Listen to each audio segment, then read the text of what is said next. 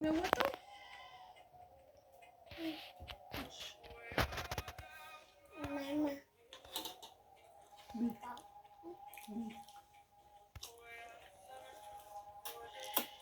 አልጋነቱም ተቀይሮ ጠረጴዛ ይሆናል።